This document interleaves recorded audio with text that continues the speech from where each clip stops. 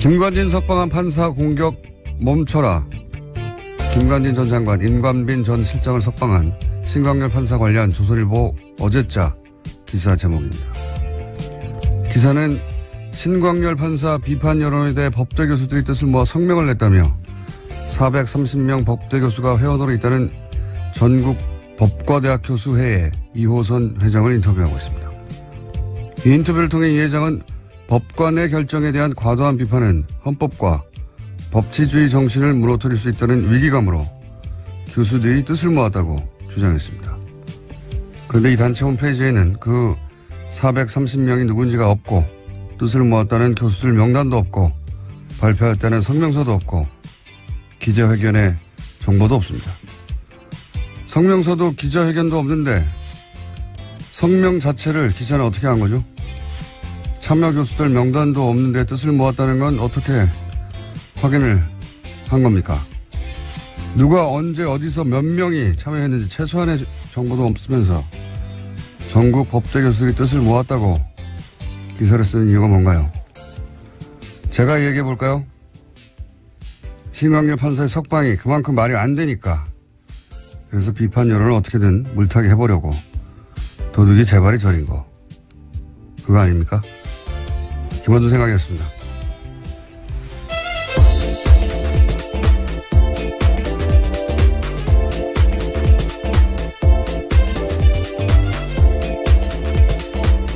시사인의 김은주입니다. 네. 오늘 첫 뉴스는 다 이제 북한 미사일로 모든 매체가 도배가 됐겠지만 저는 아닙니다. 저는 어제 이어서 이 전국 법과대학 교수회의 이야기를 좀 더 해야 되겠어요. 예. 어제 좀 이 단체가 어떤 단체인지 조사 좀 해보셨어요? 네, 어제 홈페이지가 다운되어 있어서요. 접속이 안 됐습니다. 계속해서. 접속자가 아마도 폭주해가지고, 예, 확인해 보려고 하는데, 홈페이지가 안 열린 걸로, 예. 근데 이제 폭주하기 전에 저는 다 봤거든요. 이미. 봤는데, 원래는 전국 법과 대학 교수, 회의가 아니라 명칭이 달랐는데 이게 명칭이 변경됐어요, 작년에. 그리고 작년 2월에 사단법인화 되고, 이제 현 회장이 선출됐어요. 어제 말씀드렸듯이 알림마당 공지는 한 6개. 자료도 한 10여 개 수준. 예. 거의 회장님 혼자 운영하는 홈페이지 아닌가. 그 정도 수준이었는데, 사무실도 본인 연구실이나 그 옆방인 것 같고요. 예. 앞으로 이제 서명했다는 명단이 혹시라도 나오면 일일이 다 확인해 볼 생각입니다. 근데 제가 이제 이 뉴스에 관심을 가진 이유가 뭐냐면 저는 이런 뉴스에 관심이 많아요. 이 프로세스를 보면, 이 성명 자체는 사실은 정체불명이에요. 예. 누가 참여했고, 언제 참여했고, 몇 명이, 그리고 뭐 어떤 내용으로, 어디서 기자회견을 했고, 뭐 이게 없어요. 아무것도. 없는데도 연합뉴스라고 하는 우리나라 최대 통신사 브랜드가 이걸 기사화하지 않습니까? 그러면서 권위를 가져요. 그렇지 않습니까? 그리고 나서 포털 메인에 하루 종일 걸어둬요. 이렇게 되면 어떤 개인이나 혹은 일부 주장이 이런 프로세스를 거치면서 권위가 부여돼서 전 국민을 상대로 여론전을 할 수 있게 되는 거 아닙니까? 그런데 실제 여기에 동원된 사람들을 생각해보면 그럴듯한 단체명, 그 단체 관계자 하나 둘, 언론사 기자 하나 둘, 언론사 편집 라인, 포털의 뉴스 에디터 한 6명, 7명만 그 프로세스 선상에 딱 있으면 마치 전국에 수많은 사람들, 수백 명의 사람들이 직접 나서서 공식적으로 성명을 내고 그걸 수백만의 사람들에게 뿌릴 수 있지 않습니까? 얼마나 효율적이에요. 예, 몇 명의 이야기를 몇백만에게 뿌린다는 게. 이명박 박근혜 시절 이렇게 정말 많이 했거든요.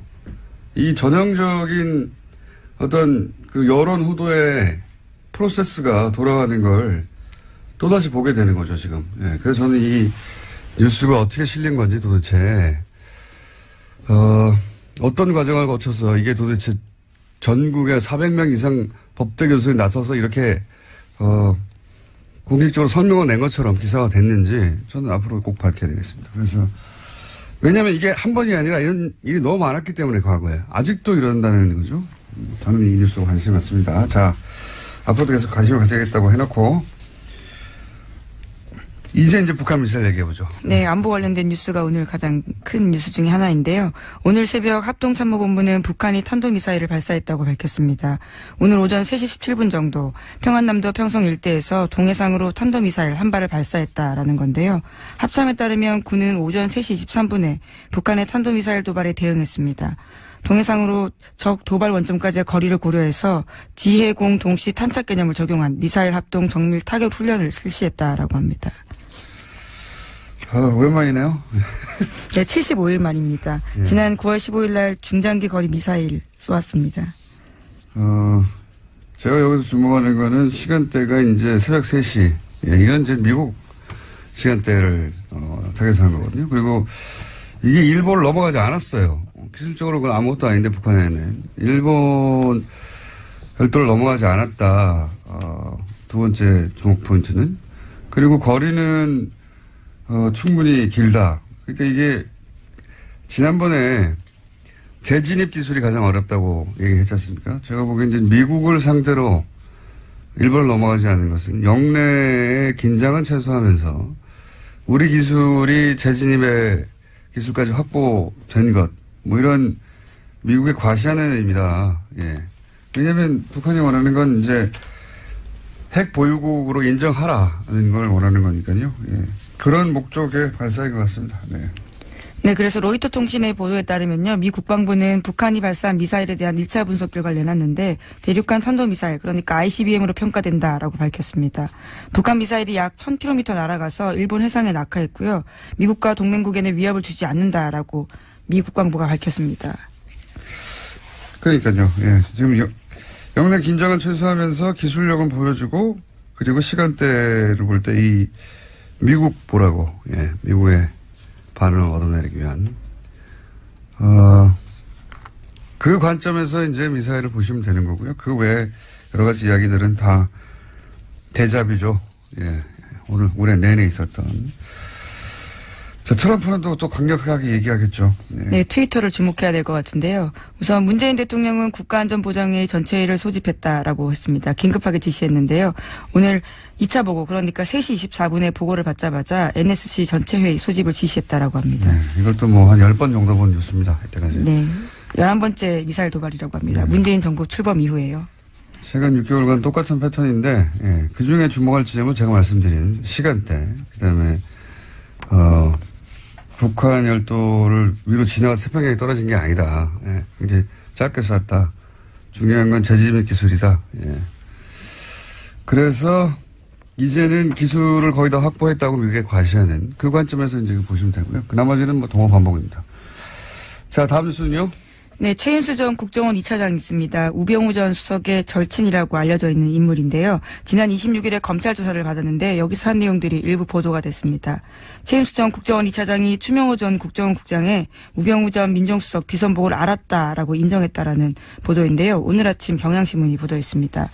최 전 차장 같은 경우에는 피의자 신문 과정에서 수사팀이 내민 관련 보고서를 보고 혐의를 일부 시인했다라고 하는 건데 추 전 국장이 정식 보고 라인을 거치지 않고 청와대에 직보하는 것을 사실상 묵인했다라는 겁니다. 이게 뉴스의 의미를 좀 전달해 줘야 되는데 항상 뉴스가 이런 사실관계 중심으로 나오니까 핵심이 뭐냐면 이제 최윤수 전 2차장 이 우병우 전 수석의 절친으로 알려져 있거든요. 예, 검찰 시절부터. 그래서 우병우 전 수석의 권유로, 예, 2차장에 갔다라는 게 지금 정설이죠. 예, 본인이 싫다고 했는데 국정원의 우병우의 라인의 정점으로 이 최윤수 2차장을 국정원에 가라고 한 사람이 우병우 본인이고 그러니까 직통 라인이다. 그래서 최순실 라인이라고는 추 국장도 그 아래에 있었던 거다. 실제로는 이 모든 국정원과의 그 내통 혹은 거래는 우병우와 최윤수 선상에 이루어진 거다. 이게 이제 검찰이 보는 시각이에요. 네. 실제로 이병우 당시 국정원장 같은 경우에는요, 관련 사실들을 알지 못했다라고 검찰은 확인했다라고 합니다. 그러니까 보고 행위가 이루어지는 것을 알지 못했다라는 거죠. 그러니까 이제 우병우의 국정원 라인, 직통 라인이 최윤수 2차장이라고 이제 검찰은 보는 것이고, 그 직통 라인이라는 것을 입증할 일부 진술을 얻었다. 이런 내용입니다. 이렇게 되면 이제 뭐가 달라지냐면, 우병우 전 수석이 국정원을 직통으로, 이 사람과 거래하면서, 이 차장과 거래하면서, 불법적으로 뭐 감찰을 한다든가, 정보를 빼낸다든가, 혹은 그 감찰 얘기도 많았잖아요. 네, 그렇죠. 특별감찰관 같은 경우에는요, 불법 사찰했다라는 혐의들이 있는데요. 이석수 전 감찰관뿐만이 아니라 이광구 우리은행장, 그리고 김진선 전 평창 동계올림픽 조직위원장 등이 이름을 올렸습니다. 이석수 전 감찰관 같은 경우에 우병우 전 수석의 개인 비리를 캐고 있으니까, 국정원에 연락을 해가지고, 거꾸로 이석수 감찰관의 비리를 캐라. 라고 지시했다는 거 아닙니까? 심지어 운전기사까지 만나가지고, 이게 정보를 수집했다라는 거죠. 그러니까 이제 본인 개인 비리를 정상적으로 청와대 감찰 기능을 하는 기관에서 조사를 하자 국정원을 동원해가지고 거꾸로, 불법이죠, 당연히. 그런 일에 동원했거나 혹은 최순실의 청탁, 예를 들어서 이광구 우리은행장을 왜 사찰했느냐. 한 달 전쯤에 뉴스가 나왔어요. 이제 은행장을 교체하려고 하는데 그 은행장을 교체하려고 할 때 정보를 추국장이 왔다 갔다 하면서, 기존 은행장을 잘라야 새로운 은행장 자기 사람을 꽂을 거 아니겠습니까? 이게 최순실 쪽에 부탁을 받고. 그런데 이런 걸 했던 것도 결국은 이 차장 라인을 통해서 한 게 아니냐. 이런 수사가 이루어지고 있는 겁니다. 예. 그런데 과연 그렇게 해서 우병우 전 수석을 이번에는 구속시킬 수 있을 것인가? 그건 모르겠어요. 네, 오늘 오전 10시에 실패해가지고. 다시 피해자라 신분으로 불려나와서요, 조사받습니다. 그런 뉴스입니다. 예. 다음 뉴스는요? 네, 국정원이 2013년 검찰의 대선 개입 수사를 막으려고 원세훈 전 원장의 개인 비리를 들이밀었다라는 한겨레 신문에 오늘 아침 보도가 있습니다. 그러면서 댓글 사건 수사를 중단시켜야 한다라는 보고서를 작성했다라는 건데요. 그러니까 국정원은 검찰 수사가 한참 진행되던 2013년 4월 달에 수사 무마를 위한 하나의 전략을 짰다라고 합니다. 검찰도 체면이 있기 때문에 원전 원장을 구속되긴 해줘야 되는데 그것이 개인 비리여야 한다라는 건데요. 일종의 빅딜을 해야 된다라는 보고서 내용이 있다고 합니다. 국정원은 이런 곳이에요. 국정원장을 했던 사람 아닙니까? 그 사람인데도 국정원이 살려고, 그러니까 국정원 댓글 수사는 하지 말고, 그래도 이제 검찰이 이렇게 나섰는데, 먹을 건 줘야 되지 않냐. 그러니까 개인 비리로 잡아가라. 이런 딜을 국정원이 기획해서, 그러니까 국정원장, 예를 들어서 개인 비리들 캐고 있던 걸 가지고 이거 줄 테니까, 국정원이 관여된 댓글 공작은 놔주고 검찰에게 그냥 개인 비리로 구속시켜라. 그러면 니네 면도 살고. 네, 물론 그런 의사를 간접적으로 전달했는데 결과적으로는 성사되지 않았다라고 해당 신문은 보도하고 있는데요. 소위 속죄한 카드라는 워딩이요. 보고서에 있다고 합니다. 이때 당시 최동욱 총장과 그다음 윤석열 수사팀장이요. 지검장 두 양반이 이런 걸 안 받은 거죠. 그래서, 대신 그 두 양반이 날아간 거죠. 근데 국정원은 국정원장이었던 사람도, 이렇게 써먹는 거죠. 쓰고 버리는 카드로. 국정원이 그런 곳입니다. 자, 다음 뉴스는요? 네, 2012년, 2013년 경찰의 국정원 댓글 사건 수사 당시에 수사 정보를 국정원 쪽에 흘려준 의혹을 받고 있는 김병찬 서울 용산경찰서장이 있습니다. 어제 검찰에 출석했는데요. 출석에 앞서서 취재진들과 만나서 이렇게 이야기했습니다. 자신이 당시에 국정원 관계자와 연락을 주고받은 건 사실이지만 다 업무상 필요에 의해서 통화한 거다라고 주장하고 있습니다. 이 뉴스의 핵심은 또 김용판 전 청장을 향한 수사라는 거죠. 이게 지금 김병찬 서울 용산경찰서장을 왜 갑자기 검찰에 출석시켰냐. 이거는 이제 똑같은 시기에 댓글 공작을 수사했던 경찰. 네, 서울청 수사 2계장이었습니다. 당시에요. 경찰의 당시 책임져 있던 김용판 전 청장이 무죄로 풀려났잖아요. 관련해가지고. 근데 지금 나오고 있는 이제 관련 보도들을 보면 당시 청와대 새누리 국정 경찰이 한 몸통으로 커넥션을 이루어서 이 당시에 댓글 공작이 아무런 혐의가 없다라고 대선 직전에 발표한 것 사건. 경찰과 국정원의 정치 개입이죠. 명백한 대선 개입. 이 수사를 다시 하겠다는 의지죠. 그래서 지금 김병찬 서울 용산경찰서장이 출석해서 조사를 받는다. 타겟은 김용판 전 청장이다. 이렇게 보시면 되겠습니다. 김용판 전 청장 같은 경우에는 굉장히 유명한 저서가 있는데요. 우리가 모른다고 없는 것이 아니다라는 제목의 책이 있습니다. 자신의 치안 철학을 담았다라고 하는데요. 새삼스럽게 다시 그 책 제목이 생각날 때입니다. 아, 그런 책이 있어요? 예, 굉장히 자신은 자랑스러워하는 책인데요. 치안 철학을 담았다라고 합니다. 본인의 운명을 예언한 책일 수도 있겠네요. 예. 근데 이제 김용판 전 청장을 타겟으로 한다는 건 결국 또 이명박 전 대통령을 타겟으로 한다고 볼 수도 있습니다. 예. 다음 뉴스는요? 네, 어제 검찰이 김태효 전 청와대 대외전략비서관 사무실 등을 압수수색했습니다. 이명박 정부 시절 군 댓글부대 관련 등의 혐의인데요. 검찰 관계자는 의미 있는 자료를 일부 확보했다라고 밝혔습니다. 김 전 비서관은 김관진 전 국방부 장관이 이명박 전 대통령에게 사이버사 증언과 관련해서 보고하는 자리에 배석했고요. 이후에 실무회의도 했다라는 의혹을 받고 있습니다. 이것도 역시 이명박 전 대통령을 타겟으로 한 수사입니다. 그러니까 댓글 공작, 국정원 댓글 공작 혹은 사이버 사령부 댓글 공작. 이 공작을 이제 청와대에서 주도했는데 청와대 주도했던 실무회의의 총책 정도 해당되는 사람이 이 김태효 당시 비서관이거든요. 이 김태효 비서관이 김관진 전 국방장관이 이제 검찰에서 인정했잖아요. 본인이 대통령에게 사이버사 증언과 관련 보고를 했고 지시도 받았다. 대통령이 보고했다는 말을 했어요. 김관진 전 장관이. 했다는 거죠. 예. 근데 그 실무회의의 책임자였단 말이죠. 김태효 비서관이. 그러니까 지금 김관진, 임관빈 석방되니까 아예 다이렉트로 김태효 비서관 쪽으로 타겟을 바꾼 겁니다. 현재. 예. 이것도 역시 이명박 전 대통령을 타겟으로 하는 수사 진척이다.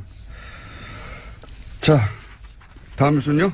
네, 어제 국회 부의장인 자유한국당 심재철 의원의 발언이 논란이 되고 있습니다. 문재인 대통령과 임종석 비서실장, 서훈 국정원장과 윤석열 서울지검장을 법치 파괴, 내란죄와 국가기밀 누설죄 등으로 형사고발해야 한다라고 주장해서인데요. 심 의원은 현재 문재인 정부가 적폐청산이라는 미명 아래 여러 행정부처 과거사 진상조사위를 설치해서 벌이고 있는 일은 실질적으로 조사가 아니라 수사다 이렇게 주장하고 있습니다. 예. 하여튼 전 부럽습니다. 어제도 얘기했지만 뭐 아무 말이나 막 해도 되는 거 아닙니까? 예, 그렇습니다. 대통령과 비서실장과 국정원장 그리고 서울중앙지검장까지. 여기 항상 자유한국당이 검찰을 문제 삼을 때는 보통은 검찰총장을 문제 삼는데 자유한국당은 항상 윤석열 지검장을 타겟으로 해요. 예, 윤 지검장이 잘하고 있다는 얘기죠. 네, 내란죄까지 운운했습니다. 내란죄. 예. 그런 뉴스가 있습니다. 예. 좋겠습니다. 아무 말이나 맡겨도 되고. 자, 다음 뉴스는요. 네, 어제 조윤선 전 정무수석의 재판이 있었습니다. 여기에 박준우 전 정무수석이 증인으로 나왔는데요. 전임 정무수석이었습니다. 박준우 전 수석 같은 경우에는 조 전 수석에게 불리한 진술을 어제 했는데요. 1심 때 한 진술을 바꾼 겁니다. 1심 때는 조 전 정무수석에게 블랙리스트 관련 업무를 인수인계했는지 기억나지 않는다라고 했는데요. 이 말을 뒤집은 겁니다. 조 전 장관, 조윤선 전 장관은 굉장히 곤혹스러운, 곤란한, 불리한 증언이네요. 이렇게 되면, 왜냐하면 이전에는 기억나지 않는다고 했는데, 이거 다시 뒤집은 거예요. 인수인계 했다고. 예. 네. 1심 같은 경우에는 그러한 진술 등을 바탕으로 해서 무죄를 줬었거든요. 예. 그런데 그게 아예 뒤집어진 겁니다. 굉장히 자세히 진술했습니다, 어제. 예. 그때도 기억났는데, 사실은 변호인단 측에서 거짓말을 유도하여서, 그렇게 거짓말 했다. 근데 지금 마음이 바뀌었다. 이런 거 아닙니까? 마음이 바뀌었다기보다는 이제 본인에게. 예, 검찰 수사를 받고 있는 상황이거든요. 네, 본인에게 이 혐의가 오게 될 경우에 이제 어떻게 합니까? 자기가 벗어나야 되는데. 여하간 조 전 장관은, 예, 석방됐는데, 예, 굉장히 불리하게 됐습니다. 네, 시기와 장소, 워딩까지 굉장히 자세하게 이야기했습니다. 좌파단체 배제와 우파단체 지원은 박근혜 대통령과 김기춘 비서실장이 관심이 있는 사안이기 때문에 챙겨야 한다. 이렇게까지 말했다고 합니다. 자, 시간이 거의 다 됐기 때문에 이제 제목 체크하고 넘어갈까요? 네, 신임대법관 후보로 두 사람이 제청됐는데요. 안철상 대전지방 법원장과 민유숙 서울고법 부장판사입니다. 이제까지 서울대 50대 남성으로 획일화됐던 대법원 구성에서 탈피해서 다양화가 시도됐다라는 평가받고 있습니다. 비서울대 출신 여성법관 그리고 소위 이제 엘리트 코스로 가는 법원 행정처 거치지 않은 그런 의미에서 파격이다. 예, 평가를 받고 있고요. 다음은요. 네, 국민의당과 바른정당 정책연대 협의체가 오늘 첫 회의를 엽니다. 바른정당 유승민 대표 같은 경우에는 또 자유한국당과 통합하지 않겠다라고 선을 그었고요. 하지만 국민의당 내에서는 반대파의 반발이 갈수록 거세지고 있습니다. 지금 이제 이 앞에는 바른정당이 그렇게 분당이 됐고 혹시 국민의당도 그런 길을 걸을까 싶어서 정당 관련해서는 인수가 계속 나오고 있습니다. 네. 자, 오늘 여기까지 하겠습니다. 네, 시사인의 김은재. 평창 동계올림픽이 이제 70여일 남았다고 합니다. 네. 그래서 한번 짚어보기로 하겠습니다. 평창 동계올림픽 조직위의 공동집행위원장 최문순 강원지사님 전화 연결됐습니다. 안녕하세요, 지사님. 네, 안녕하십니까. 네. 반갑습니다. 네, 고맙습니다. 오랜만입니다. 네. 네, 오랜만입니다. 네, 고맙습니다. 지난번에 직접 나온다고 하시지 않으셨습니까? 글쎄요, 한번 불러주시면. 네. 이번에도 모시려고 했는데. 네네. 네. 보좌관들이 시간이 없으시다고, 바쁘시다고. 네. 저희가. 죄송합니다. 네. 예, 모신 이유가 입장권 안 팔려서 걱정 많다고 그래가지고 저희가 모셨어요. 입장권이 그렇게 많이 안 팔리고 있습니까? 네, 지금 다행히 이제 초반에 이제 부진했었는데요. 예. 초반에 부진을 이제 극복하고 지금 막 팔리고 있는 중입니다. 지금 전부 100만 장을 팔아야 되는데. 예. 그 중에 이제 반을 넘게 팔았습니다. 지금 한 52% 정도 팔았습니다. 네. 원래 이 동계올림픽의 그 입장권 판매 추이가 2달 전에 50% 정도 팔리면 그게 정상적인 겁니까? 잘 팔리는 건가요? 이렇게 잘 팔린다고는 할 수는 없지만, 그래도, 비교적 정상에 가깝다. 그러니까, 초반에 부진을 극복했다. 이렇게 말씀드릴 수가 있겠습니다. 저희가 처음 섭외할 때는 안 팔린다 걱정이 태산이었는데 좀 팔리고 있는 와중이군요, 이제 그 사이에. 그렇습니다. 네, 네. 갑자기 판매율이 올라간 이유가 뭡니까? 그 사이에 이제 올림픽 성화가 들어와서 성화. 지금 이렇게 다니고 있고요. 다른 올림픽의 예를 봐도 올림픽 성화가 이제 돌아와서 돌아다니면서 이렇게 흥행이 시작되는 모양입니다. 이제 올림픽 성화, 그 다음에 단체 구매가 또 많습니다. 단체 구매. 이렇게 조직별로 이렇게 단체 구매를 해주는 분들이 많이 있어서 이렇게 빠르게 좀 올라가는 것 같습니다. 나머지는 그 평창 요새 롱패딩 유행이 있는데 거기 끼워 팔면 다 팔리지 않을까요? 글쎄요, 그런데, 롱패딩이 의외로 다른 곳에서 이제 좀 예상치 못한 곳에서 흥행이 막 돼가지고요. 그것도 관심을 불러일으키는데 꽤 역할을 한 걸로 생각을 하고 있습니다. 알겠습니다. 그럼, 입장권은 그러면 크게 걱정하지 않아도 되는 추세다? 예. 그렇습니다. 연말까지 한 80% 정도 팔 수 있을 것 같고요. 올림픽 전까지는 이제 완판해볼 목표를 가지고 있습니다. 완판, 예. 완판하시면은 완판나무를 한번 또 출연해 주시고요. 네, 네. 네. 그리고 또 언론 보도에 이제 숙박비가 너무 비싸다. 지금 일반인 예약도 안 받는다 이런 뉴스가 있던데 이 문제는 네. 강원도가 해결할 수 있는 문제입니까? 어떻게 합니까? 강원도뿐만 아니라 시, 군이 함께 해결해야 될 문제인데요. 예. 지금 초반에 지금 말씀하신 그런 일이 없지 않았습니다. 이게 초반에 이제, 왜 이런 일이 생겼냐 하면 올림픽 조직위원회하고 IOC에서 올림픽 운영요원들이 이제 쓸 호텔하고 콘도를 전부 이렇게 수용한다 그럴까 차출한다 그럴까 한 150개 정도를 이렇게 쓰게 됐습니다. 그러니까 다른 손님을 못 받게 된 거죠. 그러다 보니까 좀 좋은 숙박업소들이 좀 줄어들어서, 이제, 과열됐다 그럴까? 과열됐습니다. 그러다 보니까 이제 값이 좀 오르고, 그래서 약 한 방 하나에 50만원 선까지 올라갔었는데, 저희들이 여러 가지 자율적으로 협약도 하고, 또 단속도 하고, 또 실제로 이렇게, 실제로 계약이 잘 안 돼서 지금 한 28, 9만원까지 이렇게 값이 내려가 있는 상태입니다. 50만원. 그러니까, 2인 1실 기준을 말씀하시는 겁니까? 50만 원이? 그렇습니다. 네, 방 하나에. 대단하네요. 지금 많이 좀 내려갔고요. 네.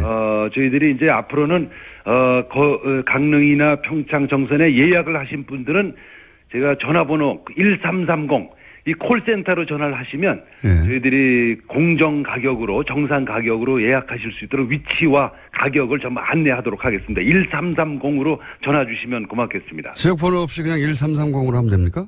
그렇습니다. 네. 1330으로 전화하면 그 공평한, 그러니까 시장 너무 바가지 쓰지 않는 가격으로 예약을 대행해 줍니까, 여기가? 그렇습니다. 네, 네. 아니, 강원도에서 운영하는 곳이에요?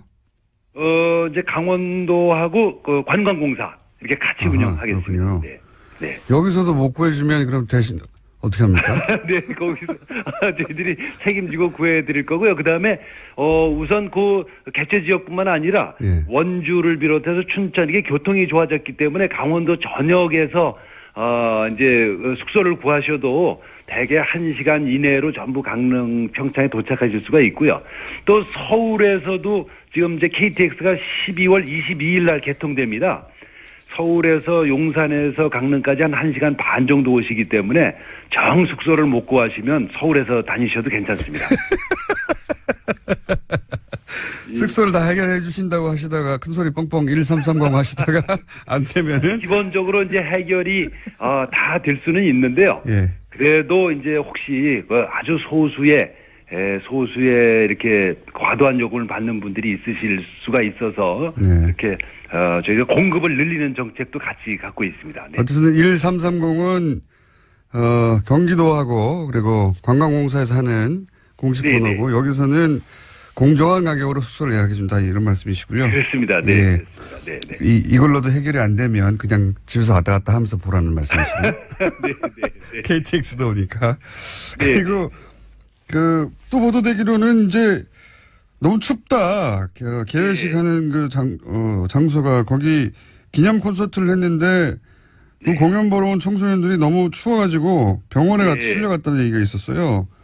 그렇습니다. 지난주 11월 4일 날 그 D-100일 콘서트를 이제 했는데요. 예. 아우, 저도 거기 있었습니다. 근데 뭐 너무 추워가지고 저도 그렇게 추운 줄은 몰랐는데 그날이 영상 4도였었는데요. 예. 근데 바람이 많이 불어서 그 체감 온도가 나중에 알고 보니까 그 자리가 옛날에 황태 덕장 있던 자리라고 그러더라고요. 그래서 명태가 이제 바람이 센 자리에서 말리는 건데 네.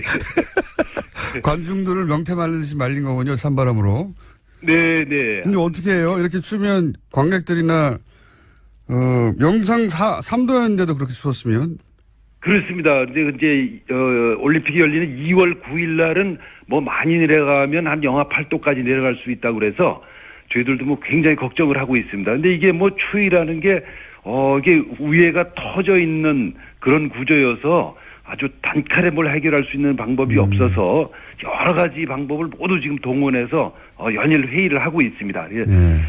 바람막이도 좀 하고 또 이렇게 여러 가지 따뜻한 보온 제품들도 나눠드리고 이런 것들을 각종 다양한 해법들을 마련해 보도록 하겠습니다. 네. 위험장에서 옷을 많이 입고 오는 것을 해결해야 되겠네요. 예. 네, 우선 좀 많이 입고 오시는 게 기본이 되겠습니다. 네. 하긴 뭐 너무 추운 걸 어떻게 합니까?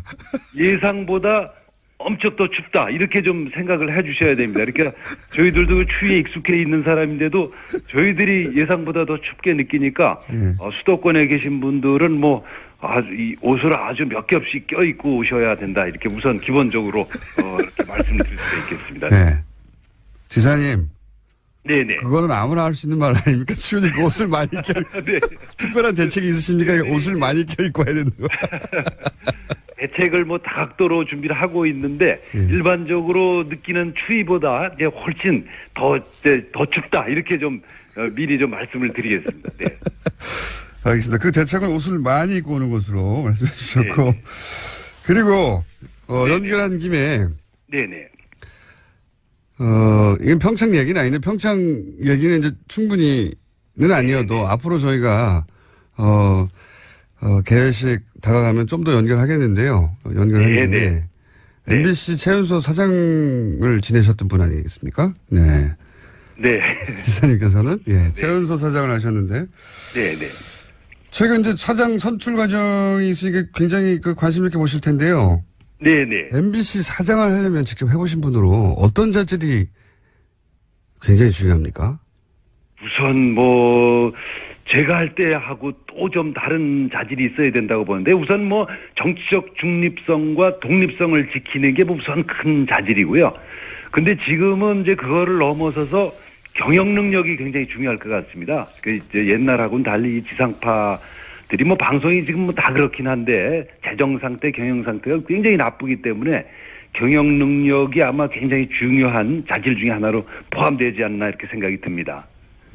방송 정상화를 시킬 능력은 기본이고 더 나아가서 이제 권력으로부터 방송을 지킬 그 자질은 기본이고 사실은 경영 능력도 있어야 된다. 네, 그렇습니다. 네. 이 경영 능력은 그게 미리 알 수 있습니까? 어떻게 합니까?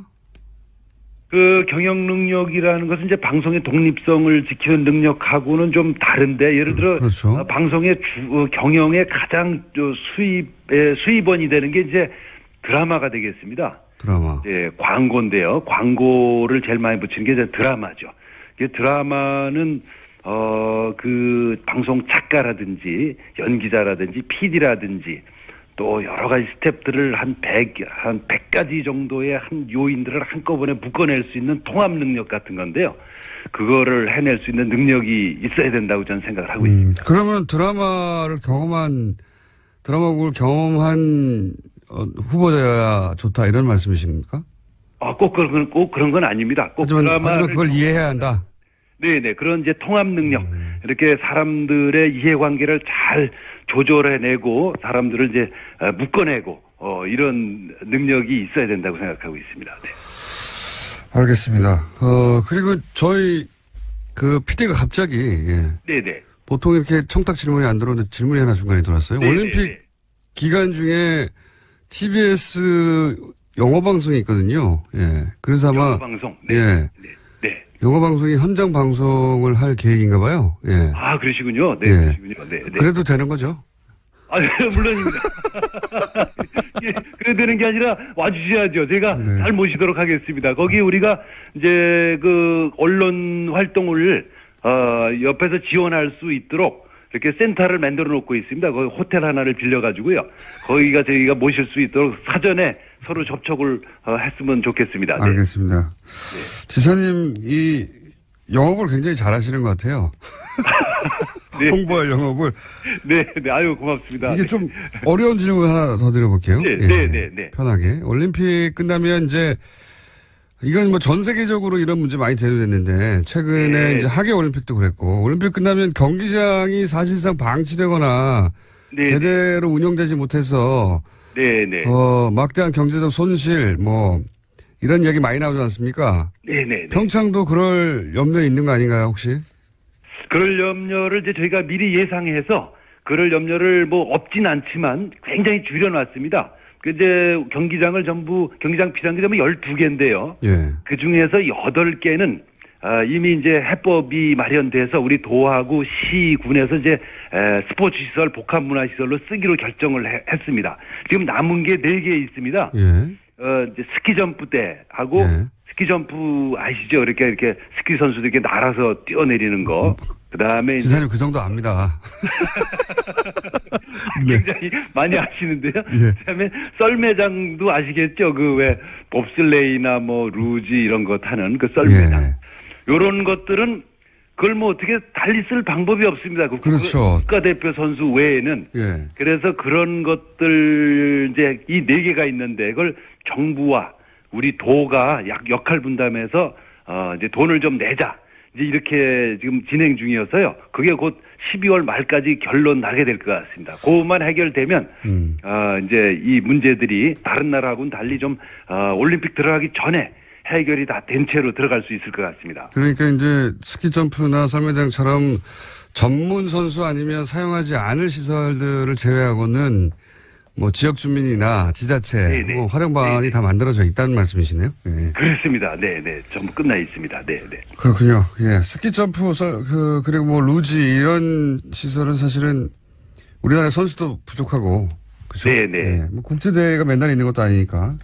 그렇습니다. 네. 그건 뭐 어차피 좀 이렇게 공공 목적으로 국가대표 우리나라의 유일한 시설이고 또 동양에서도 유일한 시설입니다. 그래서 그거는 좀 약간 돈이 들어가더라도 이렇게 유지를 해야 될 걸로 판단을 하고 있습니다. 오늘은 마지막 질문인데 그래서 3선 도전하십니까? 그 선거 나가는 건 대개 뭐 우리 집사람이 결정하기 때문에 저뿐만 아니라 많은 정치인들이 아마 그러실 겁니다. 그래서 한번 아직 상당히 이제 어려운 질문이어서 아직 질문을 못 하고 있습니다. 네, 나가도 되겠냐고. 나도 되겠냐고. 굉장히 분위기는 안 좋습니다.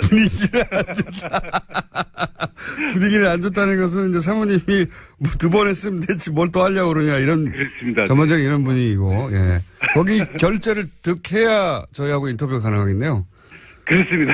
네. 좀 결제 시간을 좀 되도록 늦추고 있습니다. 네. 알겠습니다. 이제 결제되는 대로 저희가 연락을 드리도록 하겠습니다. 네네. 오늘 말씀 감사합니다. 고맙습니다. 네, 감사드립니다. 고맙습니다. 네. 네, 고맙습니다. 네. 다음에 스튜디오에 직접 한번 모시겠습니다. 지금까지 평창조직위 공동집행위원장 최문순 강원도 지사였습니다. 자, 오랜만에 무려 10분의 시간을 배정받았습니다. 보통은 한 자리 숫자 4분, 5분, 6분, 7분 이 정도 선에서 끝났는데 오늘은 거의 10분 가까이. 오늘 혹시 누구 못 나오세요? 갑자기? 저희가 그동안 너무 박대하고 홀대하고 발시하였다. 10분은 주자. 아니, 걱정이 돼서 갑자기 누가 또 어디 아프셔서 못 나오셨나. 갑자기 시간을 많이 주다 그래서. 10분은 주자. 물론 듣다가, 예, 재미없으면 음악 틀 거예요. 최초로. 양결 변호사님. 괜찮네, 그것도 음악도 아침에. 예, 안녕하세요. 반갑습니다. 양결입니다. 자, 오늘 주제는 뭡니까? 안 나온 사람이 있어서 저는 나왔는데. 예, 안 나오는 사람이 있어서. 박근혜 전 대통령 골석. 예. 박 전 대통령 골석 재판은 이제 법대로, 그러니까 법에 따르면 출석을 안 하는데 출석을 안 할 만한 정당한 이유도 없고 또 그렇다고 해서 굳이 안 내려올 사정이 있는 것도 아닌데 또 강제로 인치하기는 어려운 상황일 때. 그러니까 전직 대통령이기 때문에 이렇게 된 거죠. 그러니까 구치소의 표현으로는 무릎하고 허리는 좀 안 좋대요. 그런데 30분 정도 밖에 나갈 정도는 충분히 된다.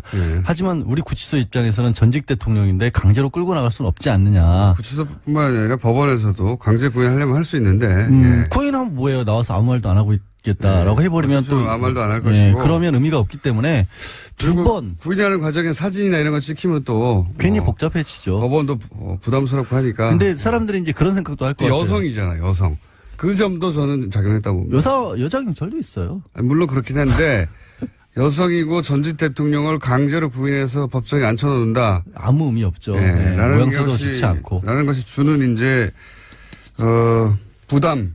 그것 때문에 이제 못하는 거죠. 다른 부담은 혹시라도 일각에서 이미 나오고 있는 얘기처럼 그럼 자리에 있지도 않은데 재판을 하면 결국은 본인이 포기했다고 할지라도 역사적인 기록인데 이게 반론권도 보장 안 해주는 거 아니냐. 원래 앉아있을 때도 반론을 안 했어요.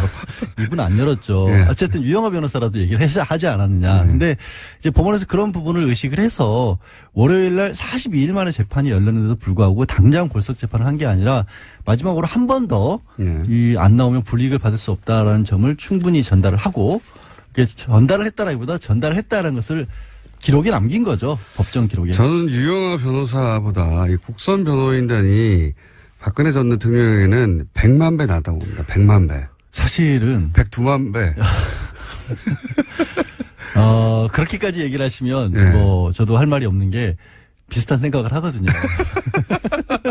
왜냐면 유영하 변호사는 정치인이었잖아요. 정치적으로 대응했지. 사실 재판에 떠난 지 오래됐고 이분은 선거만 3번인가를 출마를 했었던 분이라서 실질적으로 뭐 법정 일을 그렇게까지 열심히 하기는 어렵지 않았냐 상식적으로 봤을 때. 탄핵 심판 때부터 저쪽은 왜 저렇게 대응하지? 이때까지 망하는 길로만 달려왔거든요. 계속해서 전면적인 부인을 했으니까. 그리고 반론권이라는 게 별로 의미가 없는 게 어차피 이 사안 자체를 사실관계를 열심히 다투거나 그런 쪽보다는 기본적으로 그 얘기 했잖아요. 탄핵 전에 1월쯤인가 기자회견 아닌 기자회견 해가지고 이렇게 저렇게 해가지고 요렇게 저렇게 엮어가지고 오래전부터 준비해가지고 나를 몰아넣은 것이다 음모다 이렇게 그러니까요. 밖에 이 시간을 재판을 안 보고 있기 때문에 그 입장을 고스란히 또 유영하 변호사는 대변을 해왔거든요.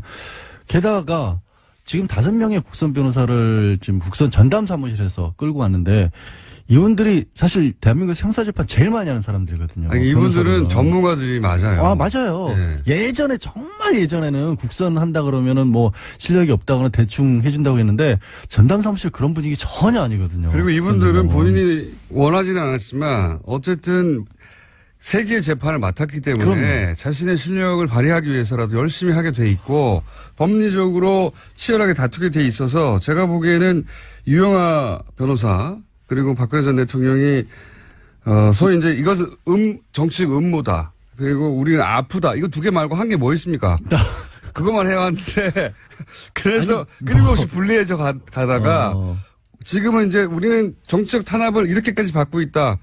소위 이제 박근혜 대통령은 아무런 법적인 방어권을 행사하지 못하고 있다. 이런 이미지를 주려고 손을 놨는데 그 덕분에 오히려 새로운 변호사들이 비로소 이제 법적인 방어권을 제대로. 근데 조금 새로운 변호사들도 사실은 딱히 새로운 걸 할 건 없는 것 같아요. 왜냐면 어제 걸작 재판을 시작을 했는데 사람이 도와주지 않으니까요. 사람이 도와주지 않고 다툴 여지가 크게 많지 않은 게 왜 두 가지를 어제 다퉜거든요. 어제 이미 걸작 재판 시작했어요. 그리고 또 태블릿 PC를 다투기 시작했어요. 네. 구선 변호인. 왜냐하면 그 연장선상에서 그거 말고는 할 게 없다라는 방어를 해야 하니까. 또 정호성 전 비서관 그 유출 경위 문건들 녹취록 이런 것들이 또 증거 능력으로서 쓰일 수 있느냐 이것도 다투기 시작했거든요. 이걸 보면 그 이전에 남겨놓은 것들을 하고 있는 건데. 그렇죠. 그것도 맞고 또 다른 것들을 찾아내기도 현실적으로 어려운 분위기 아닌가. 피의자를 만날 수가 없잖아요. 만나야지 서로 의논해 가며 어디를 공략하자 혹은 세 번 편지는 보냈는데 첫 번째만 답신이 오고 그다음부터는 아예 답장도 안 한다는 거 아니에요. 왜 내가 안 만나겠다고 했으면 됐지 두 번 세 번 귀찮게 하느냐. 그런 분위기인 거고. 그래서 나오는 부분들은 업무 인수인계도 사실은 제대로 못 받은 것 같기도 해요. 어제 이제 재판장에서 약간 진풍경이 벌어진 게 재판장이 요거는 이미 이전 변호사들이 동의한 거니까 넘어가시고요. 이거는 아니고요라고 또 설명까지 해줬거든요. 보통 그런 상황에서 업무 인수인계 못 받아서 나오면 혼나는데. 증거 동의 부동의 이거 사실관계 자체도 전달을 안 했군요. 그렇지 않나 싶어요. 왜냐하면 5명이라도 가장 기본인데. 그렇죠. 예. 그러니까 그런 요 얘기를. 증거는 채택이 안 됐고요. 이거 알려줘야 되는데 그것도 안 알려줬군요. 그래서 딱히 보면은 불리할 것도 없고 유리할 것도 없고 무엇보다 이게 재판이 불리해진다 유리해진다라는 것을 따질 수가 없는 게 공범들이 다 있잖아요. 공범들이 다 지난주에 차은택 송성각 씨 같은 경우도 유죄 판결 받았습니다. 직권남용하고 그 인사청탁했던 부분. 인사청탁한 건 박 전 대통령이 뒤에서 꽂아줬다라는 게 그냥 판결문에도 나와 있어요. 그럼 이재용 부회장 이미 항소심 진행 중이지만 유죄 판결 받았고 뇌물 줬다는 쪽. 총성 전 비서관 이번 주 금요일이죠. 다음 달이긴 하지만 1일날 증인신문 다시 하는데 총성 비서관도 공무상 기밀누출 유죄 받았잖아요. 그럼 본인만 빠져나갈 수 있는 방법이 뭐 있어요? 다른 변호사가 온다고. 사실은 박근혜 전 대통령은 빠져나갈 방법이 없습니다 지금. 그러니까요. 너무나 많은 사람들이 박근혜 전 대통령에게 불리한 진술을 하고 있고요. 그리고 그런 정황과 어떤 서류들이 계속 나오고 있기 때문에 빠져나갈 방법이 없어요. 판장 입장에서는 한 가지는 좀 마음이 편해진 것 같아요.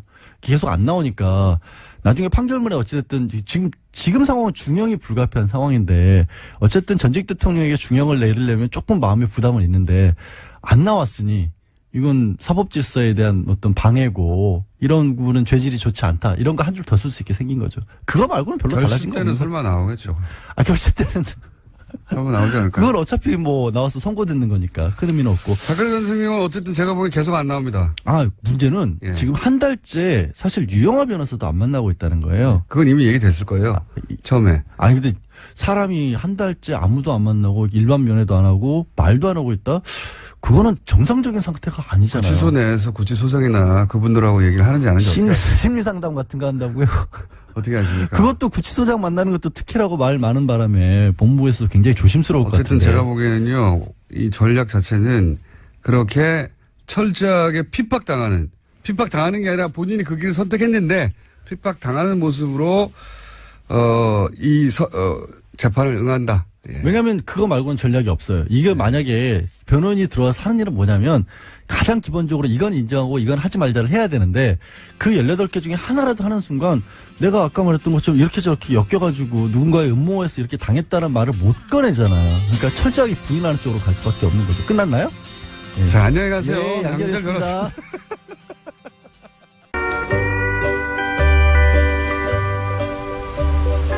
네가 가라 하와이.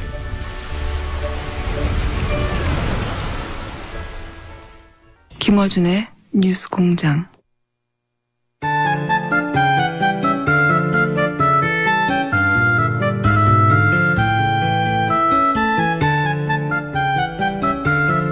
노르가즘. 네. 가장 핫한 반응이 나오는 노르가즘. 정의당 노회찬 원내대표 나오셨습니다. 안녕하십니까. 네, 안녕하십니까. 네. 요 3부 시작하기 전에 이제 하와이 보내달라는 저희 시그널. 의미는 아시죠? 예. 코너 끝나고 가시는 길에, 예, 사장님 좀 면담 좀 와주세요. 예. 같이 가자, 하와이. 같이 가자. 예. 시사방송 지수로 2자리 청취율, 달성했는데, 말씀이 없으세요, 말씀이, 도대체. 사실 구약을 한번 보셔야 될 것 같아요. 첫 문장이 태초에 말씀이 있었다, 이렇게 나오는데. 자, 이번 주도 사건, 사고가 없는, 날이 없는 정치판인데, 또 큰 사건들이 몇 개 있었습니다. 우선, 지난주,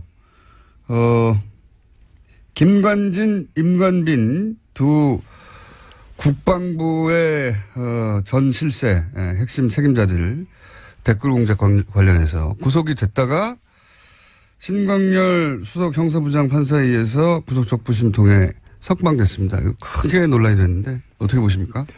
네, 저는 이게 상당히 어떤 빙산의 일각처럼 보이지만은 그 밑에는 더 큰 이제 이 빙하가 있는 좀 위험한 어떤 상황이라고 보여집니다.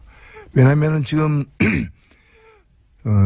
영장 전담 판사는 중견 판사들이거든요. 부장 승진을 앞둔 사람들인데 이 사람들이 내린 이 판결을 갖다가 다른 판사가 법원의 다른 어떤 고참 판사가 엎은 거예요. 그렇죠. 이게 근데 개인과 개인의 문제는 아니라 흐름과 흐름의 문제다라고 보여지는 겁니다. 사실 바뀐 것은 대통령이 바뀌었고 대법원장이 바뀌었을 뿐이고 이 법원 체계나 이런 부분은 과거 정부 시절하고 크게 달라진 게 없는 거죠. 인적 구성은 거의 똑같죠, 지금 현재. 없는 거기 때문에 어떤 상황이 여차하면은 얼마든지 그런 구시대적 발상. 그러니까 그 국정농단 세력과 함께 했던 그런 어떤 사고와 발상들이 표출할 수도 있는 거라고 저는 보여집니다. 그렇기 때문에 아직 물론 이제 최종 결론이 난 건 아니죠.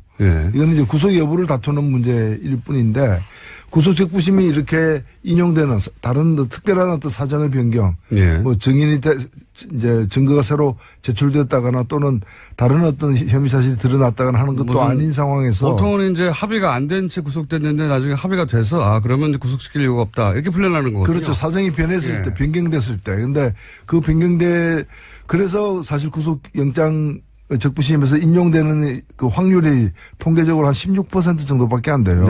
그것도 그런 사정 변경이 있을 때만. 사정 변경이 있어서 다 된 거기 때문에. 근데 이번 경우 그래서 대개 보면 신청도 안 하거든요. 요즘에. 안 되니까요. 안 되니까. 근데 이제 이번 같은 경우에는 그게 받아들였다는 거는 상당한 이제 좀 유의해서 봐야 될 대목이다 이렇게 보여요. 사정 변경 없이 신청했다는 얘기는 사정 변경이 없지만 석방이 될 거라고 생각하고 신청한 거거든요. 그렇죠. 그걸 어떻게 알았냐 이거죠. 그 당시에 유력 그 보수 일간지에 매체들이 유력 그 보수 언론인이 이 김관진 실장을 딱 이렇게 표적으로 해가지고 이게 말이 되느냐 저렇게 포함적으로 꽁꽁 묶은 것을 그래서 그게 구속돼야 될 만한 죄냐. 죄인지 아닌지는 다툴 여지가 있지만은 그 구속시킬 만한 죄냐라고 강력하게 어필했던 부분들이 있습니다. 조중동에서 사전 지원을 엄청나게 했습니다. 참군인을 지금 저런 참군인을 구속시켜 놓는 건 북한만 좋아할 일이다. 이런 논리로 계속해서 기사를 썼어요. 그렇죠. 이적 행위처럼 이렇게 비추이게 만들었죠. 그리고 나서 신청했을 때조차 다들 법조인들이 이거 될 리도 없는데 그거 신청하나 그랬거든요. 심지어는 본인조차도 김관진 본인조차도 처음에는 신청하는 게 변호인들이 신청하자고 했을 때 망설였다는 거 아닙니까? 그런데 설마 한 게 실제 이루어졌는데 이게 이제 단순히 법리를 다퉈서 법리상 영장실질심사를 한 그 판사들이 잘못 법리를 적용했기 때문에 뒤집었다라고 해석하는 것 이상의 이제 그 흐름이 그 뒤에 있다 이렇게 보시는 거죠.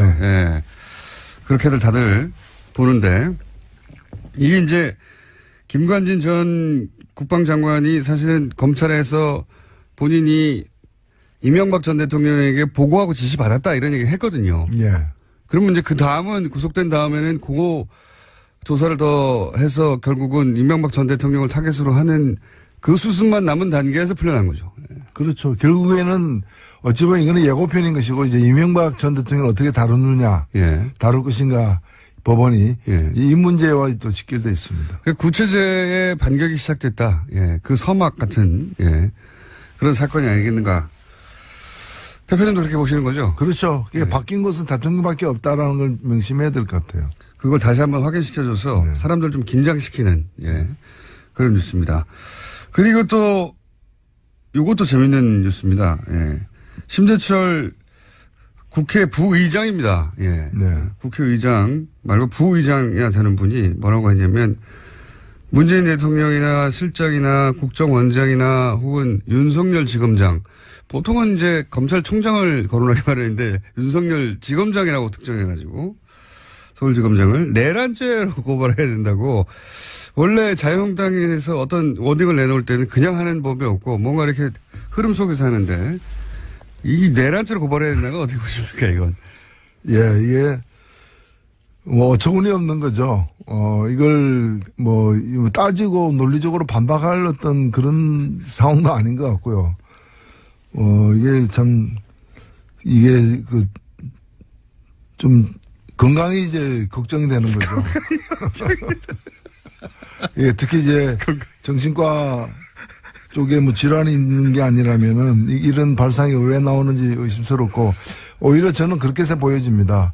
지금 자유한국당의 그런 뭐 리더들이 이 지나온 과정, 자신들이 모시던 대통령이 구속되고 정권이 넘어지는 붕괴되는 이런 상황에 대해서 냉정하게 반성할 거 반성하고 끊을 거 끊고 정리할 거 정리해서 그 다음 역사적 단계로 넘어가는 과정이 아니라는 거예요. 오히려 그 트라우마에서 지금 못 벗어나고 있는 것 같습니다. 그러다 보니까 뭐 예를 들면은 아직도 무슨 그 태블릿 PC가 가짜다라고 얘기를 하고 아직도 거기 매달려 있어요. 그거 바꾸면 뭐가 달라질 것처럼. 그다음에 심지어는 뭐 흥진호 선언 내려오는 거 간첩을 갖다가 뭐 간첩이 내려오는 거 아니냐라고 그래서 마스크 썼다 뭐 이런 얘기를 하는 일반인들이 들으면 도저히 받아들일 수 없는 내용이군요. 이게. 그렇죠. 이래 되면 아마 좀 더 가면은 그 문 대통령에 대해서 탄핵감이다. 헌법재판소 넘기자. 뭐 이런 또 발상이 나올 수도 저는 있다고 보고. 그러니까 자신들의 정권이 탄핵으로 무너졌으니 그 정도 수위로 반격을 해야 된다고 생각하는 것 같아요. 지금 바로. 그래서 뭐 내란죄 얘기 나오고. 그게 제 정신이 아닌 거죠. 내란죄가 아니라 정신 창난죄죠. 근데 이제 국회 부의장이 농담으로 한 게 아니라 진지하게 얘기를 했습니다. 진지하게 얘기를 했고. 그리고 자유한국당 얘기를 좀 더 하자면 지금 원내대표가 이제 곧. 얼마 안 남았습니다. 아마 다음 주 정도면 이제 원내대표가 결정될 것 같은데 원내대표는 또 원내에 이제 대여 투쟁을 주도하기 때문에 중요한 사람인데 지금 이제 친박의 홍문종 그리고 이제 홍준표 대표 8호 분류되는 김성태 지금 김성태 의원 같은 경우 그쪽으로 분류되고 있습니다. 그리고 과거에 친박이었는데 약간 MSC에다 나오신 한선교 의원 등등 몇 분이 경합을 벌이는데 어떻게 보십니까? 어떻게 될 거라고 보십니까? 박근혜 전 대통령이 실은 공천을 2번 했습니다. 그러니까 2016년 때도 공천권을 행사를 사실상 했다고 봐야 되는 거고. 20대 총선 때. 그다음 19대 때도 한 거거든요. 그렇기 때문에 그 내부에 그 박근혜 전 대통령 측의 어떤 후광으로 당선된 분이 상대적으로 많다고 볼 수 있습니다. 여전히. 그럼에도 불구하고 박 전 대통령은 다시 재기가 불능한 상태이기 때문에 친박이라는 그 정체성 아이덴티티로 계속해서 이렇게 뭉쳐다니거나 다시 부활하거나 재기를 노리거나 하기 어렵다고 보여집니다. 그래서 저는 표를 얻기 위해서 이제 좀 친박의 유화적인 태도를 취할 수는 있을지 몰라도 친박이 그 세력을 유지하면서 다시 권력을 잡는 식으로 넘어가지 못할 것이라고 보고 오히려 지금으로서는 대표가 이제 홍준표 대표니까 그쪽하고 이제 김무성 전 대표 쪽이 어떤 합동으로 해서 가되 결국에는 원내대표 뽑히는 순간부터는 친박 대 비친박의 싸움이 아니라 결국에는 친홍 대 친김무성의 갈등으로 이제 국민이 넘어갈 것이고 지금 그 전 단계에서 지금 벌어지는 일들이 아닌가 보여집니다. 그렇다는 얘기는 뭐 그렇게 분석하는 이야기도 저도 듣기도 했습니다만은 그러니까 친박은 구심점이 없다 이제 없으니까 그 다음 당을 장악할 누군가가 있어야 되는데 현재 당대표는 홍준표 대표 개라고 할 수 있는 국회의원이 몇 명 없거든요. 네. 네. 반면에 김무성 전 대표는 과거 거의 대선 주자급이었고 그리고 당대표도 오래 했고 지금 바른정당에서 몰고 온 사람들도 있으니 당대표는 아니지만 김무성계가 결국은 당을 장악하지 않겠냐. 지금은 친박을 대항해서 홍준표와 김무성이 손을 잡았으나 예. 일단 원내대표가 뽑히면 서로 견제하거나 결국은 홍준표 다음은 김무성계가 다시 당을 장악하는 뭐 이런 그림으로. 네. 또 그것까지 내다보고 또 그 바른당에서 나와서 예. 또 배를 갈아타지 않았을까 이렇게 보이는 거죠. 그렇군요. 그러면 김성태 의원이 원내대표가 될 가능성이 높다 이렇게 보십니까? 저는 상대적으로 그렇다고 봅니다. 흐름은 그쪽으로 가고 있는 거 아니냐고. 근데 원내대표는 항상 국회의원들조차 네. 누구 표 줄까 물어보는데 안 맞잖아요, 이게. 원내대표는 항상. 표 계산이. 예. 그만큼 좀 이제 지금은 이제 과거와 다르게 네. 원내대표를 더 큰 어떤 권력이 이렇게 뒤에서 이렇게 정교하게 네. 각본을 짜서 작동시키기가 힘들고 의원들의 어떤 개개인들의 어떤 판단이 이제 많이 반영되는 측면이 있는 거죠. 서로 친한 양쪽에서 전화 오면 이쪽에도 펴준다고 저쪽에도 펴준다고 해가지고 원내대표 표 계산할 때 보면 자기들 계산하는 거로 보면 의석수보다 더 많아요. 보통은. 그래서 대개 보면은 이제 인기가 많은 사람이 원내대표 된다기보다는 확실한 비토 세력이 적은 사람이 그러니까요. 되는 경우가 많죠. 네. 김성태 의원이 원내대표가 될 가능성이 높다고 전망을 하셨고 만약에 이거 내기 하나 할까요 그러면? 그래서 뭐 내기할 가치가 있는 일인지는 잘 모르겠습니다. 자 그러면 안 되면 하와이 같이 못 가시는 걸로.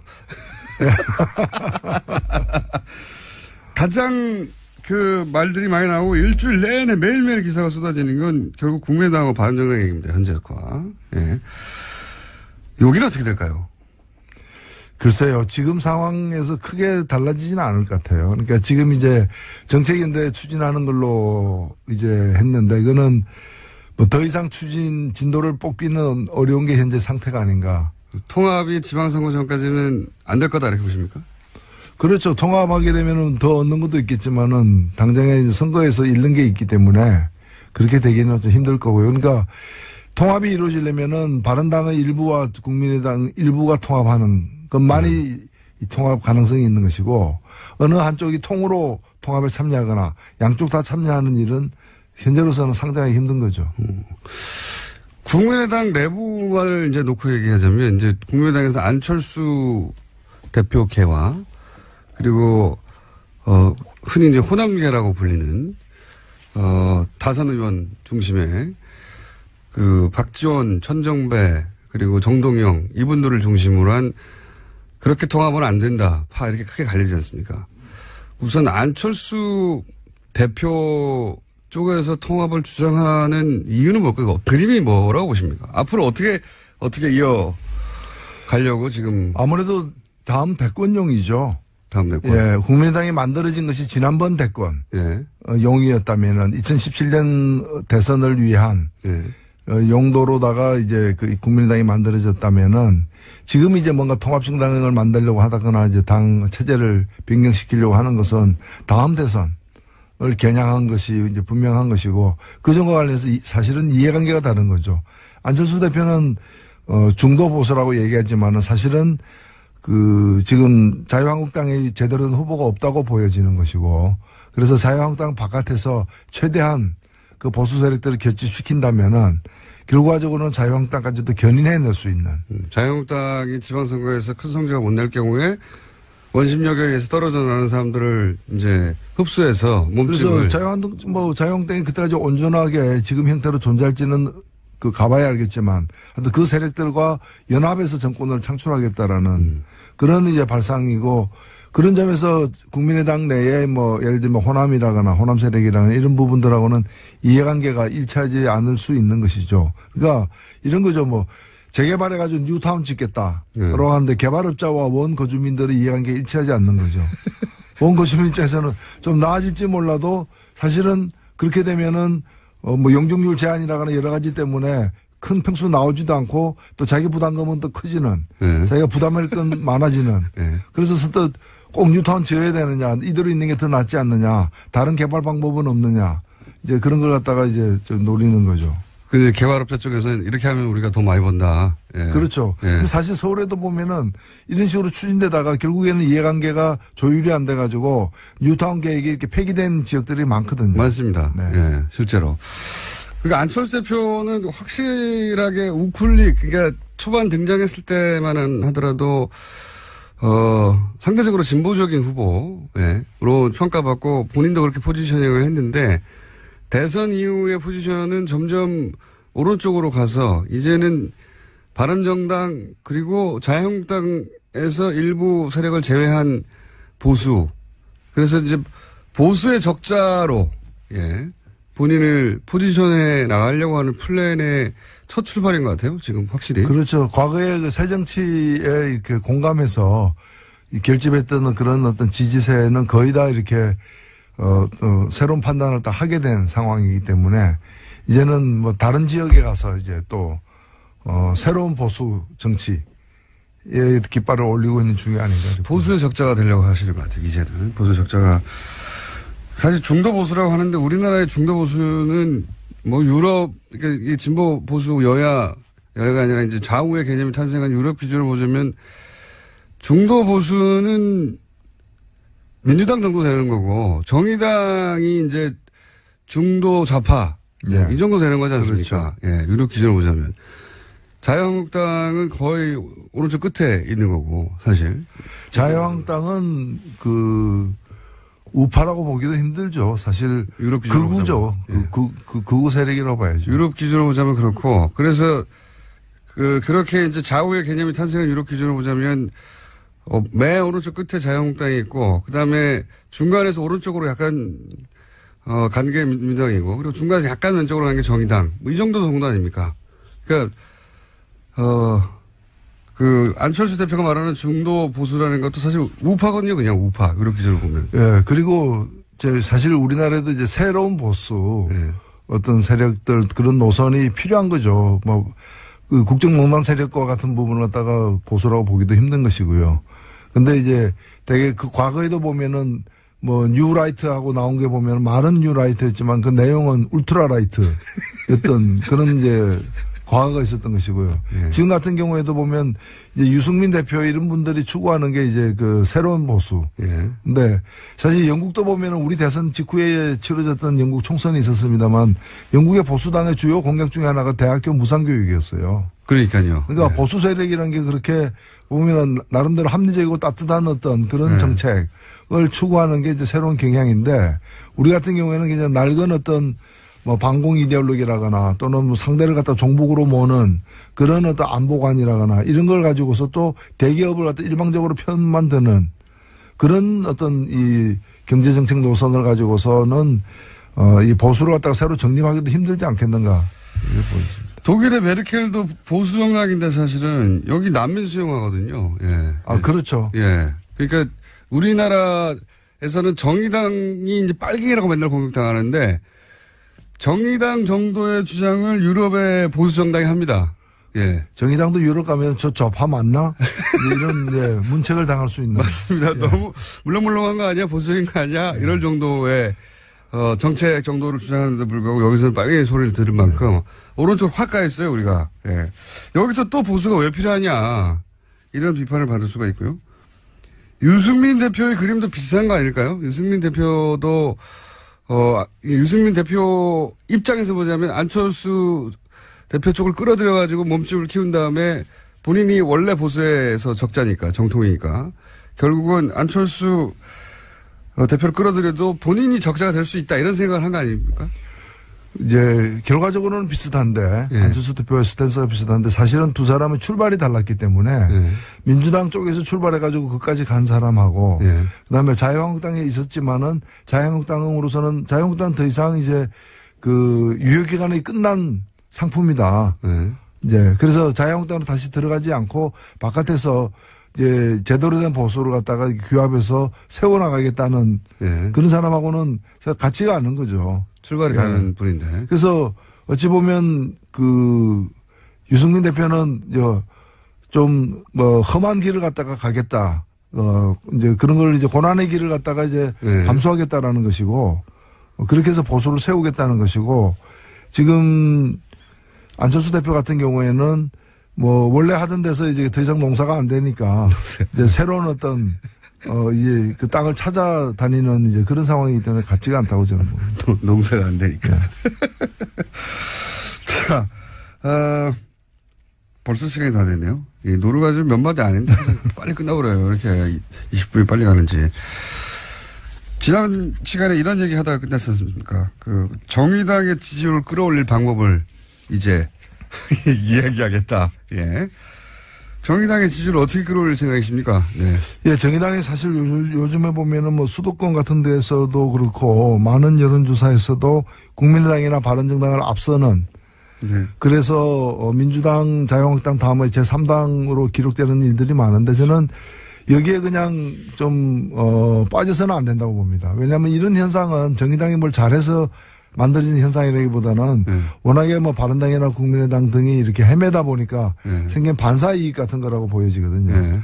그럼에도 불구하고 정의당으로서는 하나의 기회인 것은 분명하다고 저는 봅니다. 이 타이밍 어떻게 치고 나가야 됩니까? 그래서 저는 오히려 이 자기 색깔을 제대로 드러내는 것이 중요하다. 지금 뭐 더민주당하고 견제해서 더민주당하고 지금 경쟁해서 될 문제도 아니고 더민주당 잘하고 있는 걸 또 발목 붙잡는다고 해결되는 것도 아니고 오히려 정의당이 이제 대변하려고 하는 더 힘들고 저 그런 광범위한 어떤 그런 사회적 약자들을 대변하는 실질적인 정책들.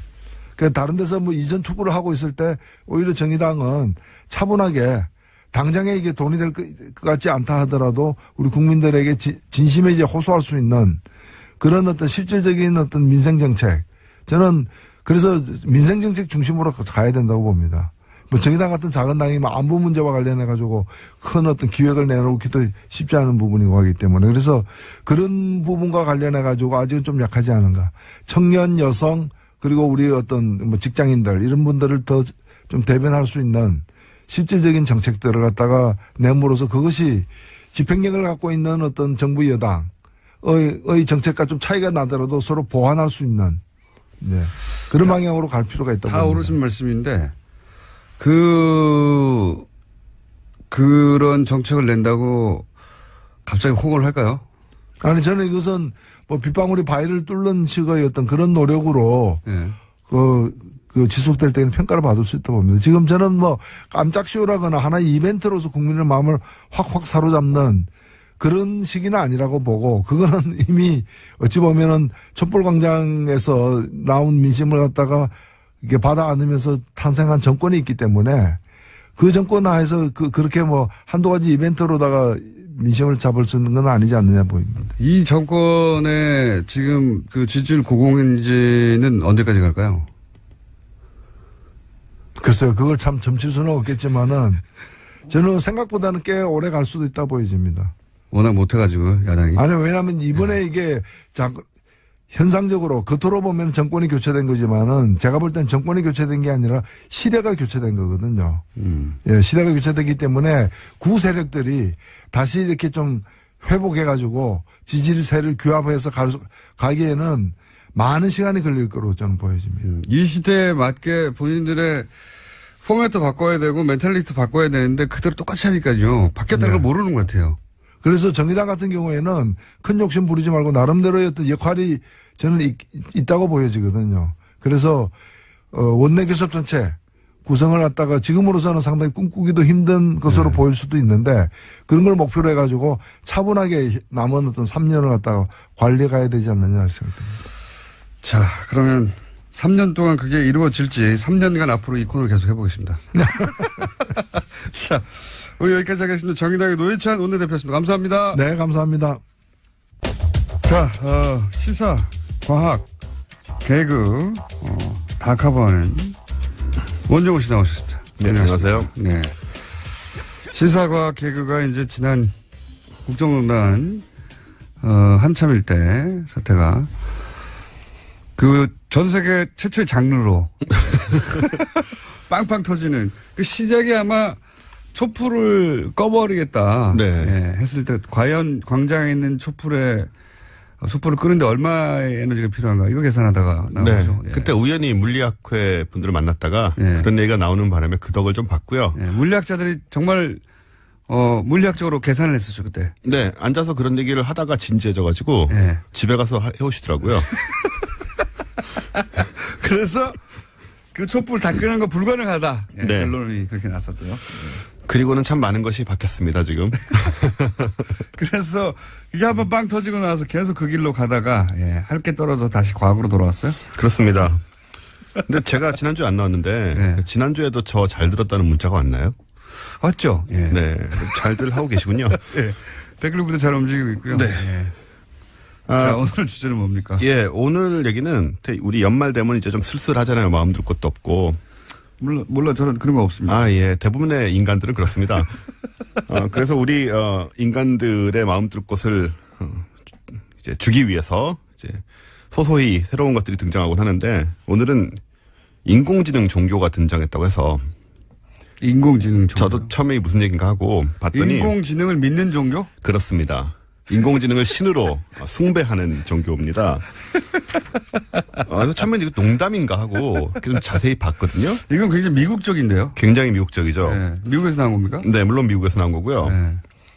구글 출신의 엔지니어가 구글 출신의 엔지니어 앤서니 레반도프스키라는 사람인데 이분이 Way of the Future라는 미래의 길이라는 이름의 교회를 설립을 한 거예요. 그래서 이게 저는 계속 보면서도 이게 농담일 것이라고 생각을 했는데 본인이 농담이 아니라고 굉장히 강조하고 있고요. 이미 교회는 그가 구글에 있던 2015년 9월에 설립이 됐답니다. 그럼 이분이 구글의 AI 프로젝트의 엔지니어예요 혹시? 그건 좀 아닌 것 같기도 하고요. 그냥 자율주행 자동차 쪽인 것 같아요. 자율주행. 왜냐하면 이분이 AI하고도 좀 상관이 있긴 상관이 있긴 하죠. 어느 분야이냐의 문제인데 그 속에서. 근데 이분이 구글에서 그거를 하시다가 우버 있지 않습니까? 우버 택시 공유. 자기가 이제 구글에서 나와서 스타트업을 만들고 그 우버에다가 스타트업을 6억 8천만 달러에 팝니다. 그러면서 구글에서 그 AI 관련된 자율주행 자동차 관련된 것을 유출했다고 지금 소송이 걸려 있어요. 약간 의심스러운 사람이긴 하죠. 그러니까 이분은 어쨌든 본인의 아이디어 그리고 그 스타트업 사업으로 돈을 크게 번 사람은 맞고. 돈을 크게 번 거죠. 6억 달러 엄청난 돈을 벌었죠. 그래서 교회를 이미 세웠고 이번에 이제 안 알려져 있다가 그 미국에서는 종교에 뭐 우리나라도 그렇지만 종교단체에 면세를 부여하기 때문에 그 국세청에 신고를 하는 바람에 지금 알려진 거거든요. 아, 우리도 종교를 인정해달라고? 그렇습니다. 그래서 이분은 구글하고 이제 그 우버 관련된 엔지니어였고요.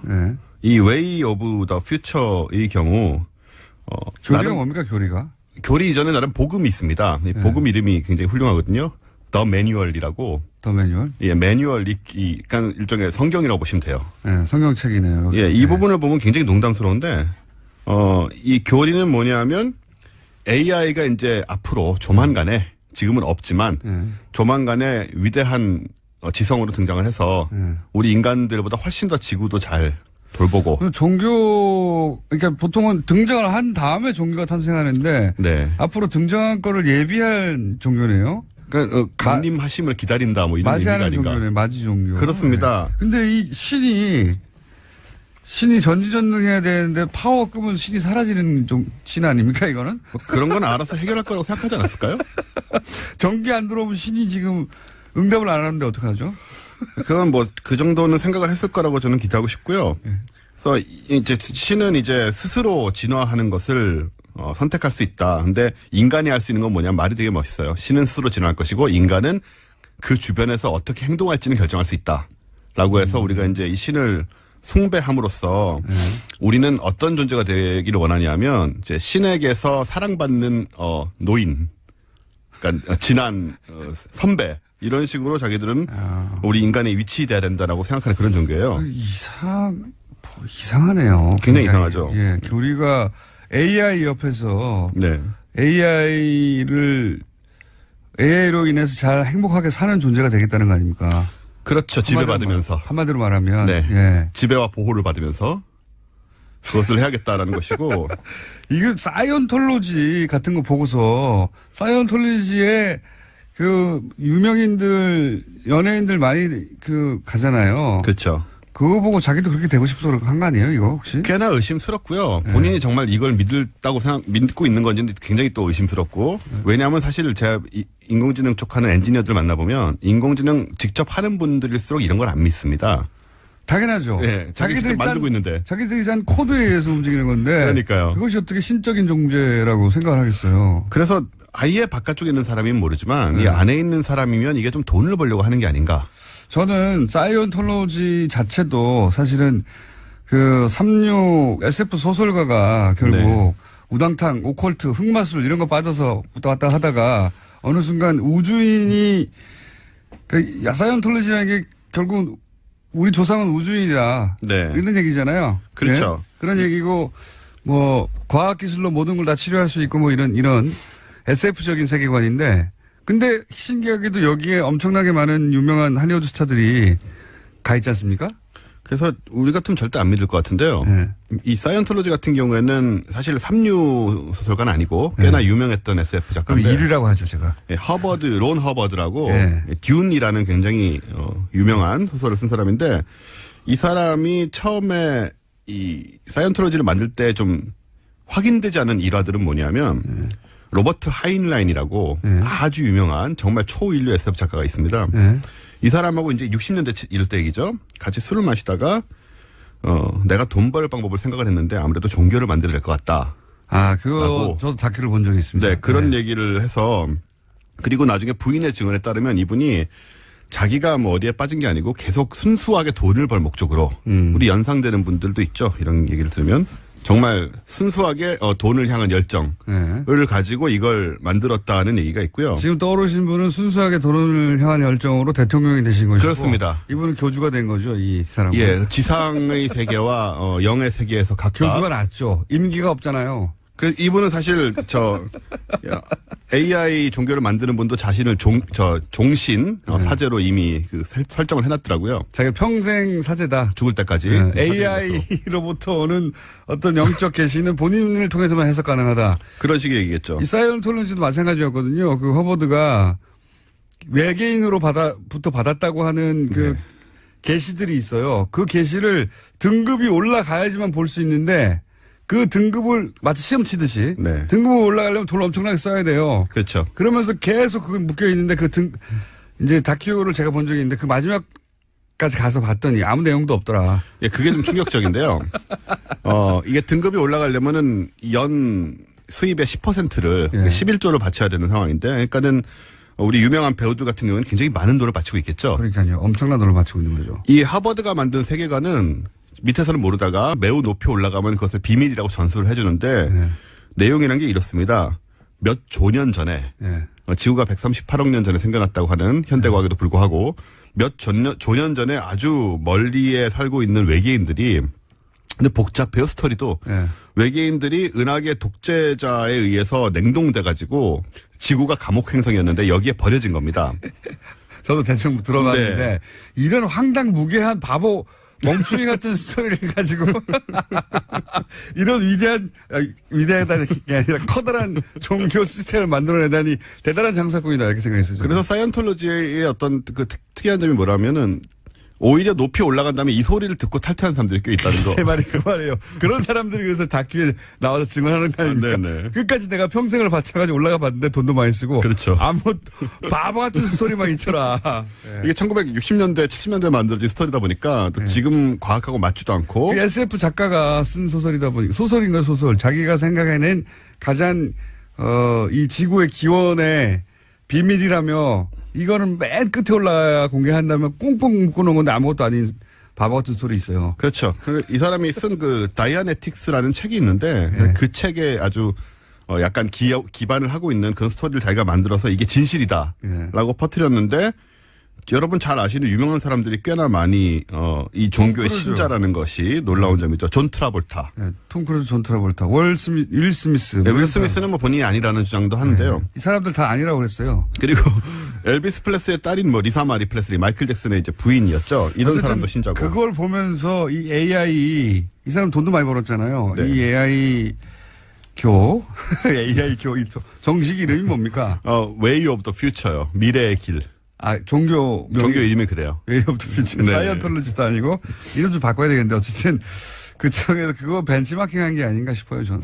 그러니까 이런 소위 말하는 유사 과학 종교들이 20세기 중반 이후로 많이 생겼는데 그 라일리안 무브먼트라고 있습니다. 예. 라일리안 같은 경우에는 이 교주인 이분이 라헬이라는 사람인데 외계인을 이제 만났다는 거죠. 전형적인 이제 외계인과 만나고 그 메시지를 세계에 전해야 된다라는 그런 종교인데 1973년도, 75년대 외계인을 만났고 이분은 75년에 외계인의 우주선을 타게 됩니다.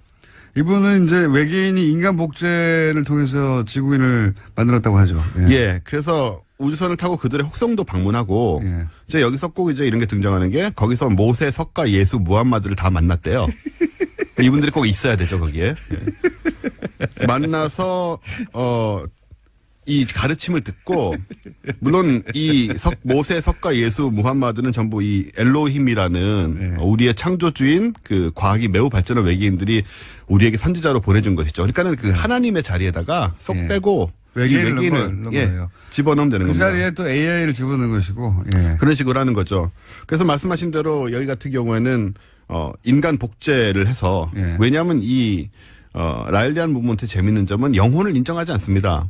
아까 사이언톨로지는 또 영혼 윤회를 인정을 하거든요. 영생을 복제를 통해서 얻는 거죠. 그렇죠. 몸을 계속 얻어야 되니까 영혼이 없으니까 인간 복제를 해가지고 컴퓨터에 일단은 우리의 생애 전체를 기록을 하고 있습니다.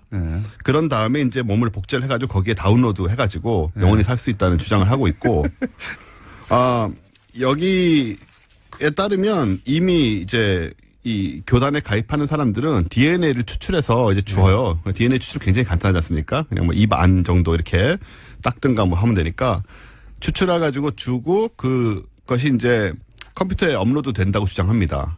그래서 이미 교단에 가입이 되면 내 정보가 컴퓨터에 들어있는 거예요. 메인 서버에. 그랬다 나중에 이제 제가 몸을 새로 얻게 될 때 거기에 다시 이제 들어올 수 있다라는 그런 주장을 매우 진지하게 하고 있고요. 대부분 미국에서 나온 겁니다. 대부분 이분은 사실 원래는 프랑스 사람이고. 그러니까 미국 문화에서 지난번에 왜 저희가 가위 눌린 얘기 했잖아요. 외계인. 이분들이 다 이제 그 시절에 SF 영화의 영향을 받은 거예요. 그렇죠. 그래서 이분들이 나이 먹어가지고 외계인을 이제 창조주로 만들어내는 종교들을 만들어내는 겁니다. 네. 그래서 아마도 돈을 모는 것이 가장 큰 목적이 아니냐 생각이 되지만 또 한국에도 신자들이 있기 때문에 라일리안 무브먼트도 사이언톨로지도 있기 때문에 어쩌면 그렇지 않을 수도 있습니다. 한국에도 사이언톨로지 지부가 있어요? 예, 지부가 있고요. 라일리안 무브먼트 지부도 있고요. 라일리안 무브먼트는 오래된 거니까 그 지부 얘기는 들었는데 제가 한참 외계인 얘기 했을 때 저한테 전화하신 적도 있어요. 여기서 저랑 생각이 비슷하시다고 같이 뭘 해보자고 하셨습니다. 제가 모르겠다고. 그 길로 가셨어야 해요. 그 길로. 돈을 벌려면요. 그죠? 그러니까 그 길로 가셨어야 하는데 여하간 최신 트렌드로 AI 교가 하나 나왔다. Way of the Future. 네. 관심 있는 분들은 한번 확인해 보시면 최근에 뉴스로 떴기 때문에 자세한 사항 알아보실 수 있습니다. 네. 추운 겨울에. 제 걱정은 유일하게 한 가지입니다. 믿고 싶은 걸 믿을 수 있는데 전원이 나가면 어떡하냐 이거. 정전되면 큰일 나는 거 아닙니까? 네. 여기까지 하겠습니다. 원종우 씨였습니다. 네, 감사합니다. 내일 뵙겠습니다. 안녕.